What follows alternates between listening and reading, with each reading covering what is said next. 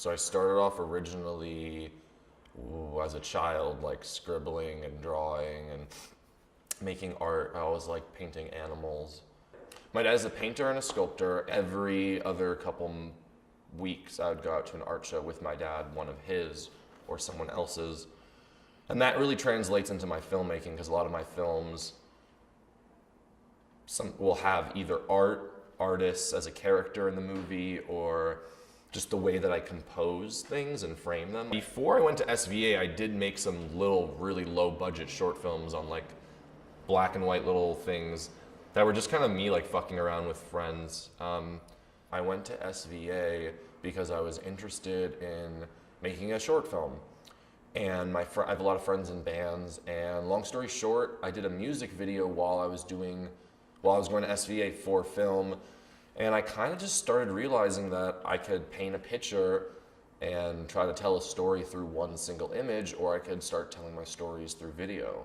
My screenwriting class changed me so much. Like, my screenwriting professor was so helpful teaching me how to take an image in my head and translate it into a whole film or a short film or whatever.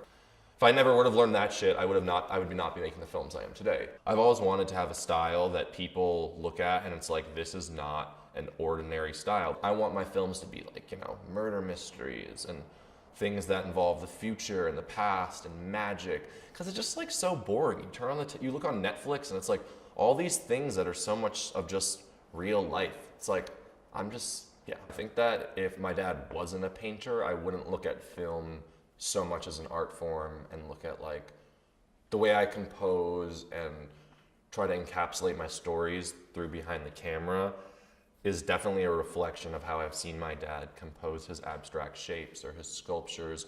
Themes. I like voyeurism a lot. I like the idea of voyeurism. I like the idea of someone like watching someone, but they don't know they're being watched. The idea of someone's watching someone else and they know they're being watched and they like it. That kind of like next level complex.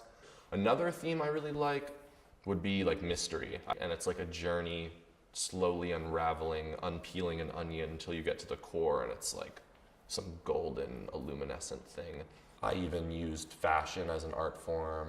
I've experimented with like the borders between fashion and art and installation, exhibition work.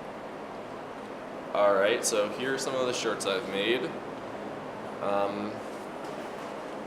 This one, I printed the fabric. It's a design I made.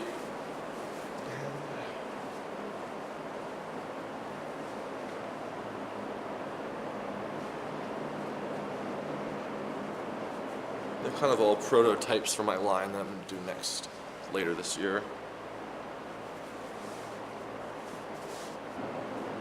Which has like a pleated sleeve thing going to it and an eyelet in the pocket.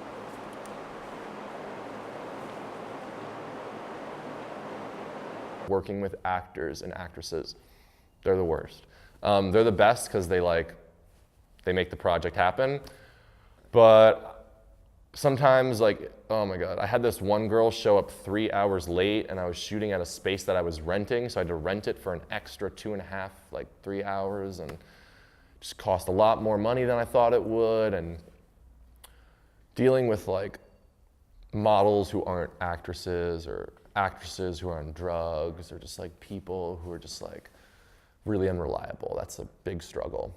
So yeah, when you cast people, make sure you cast reliable people. Don't cast drug addicts.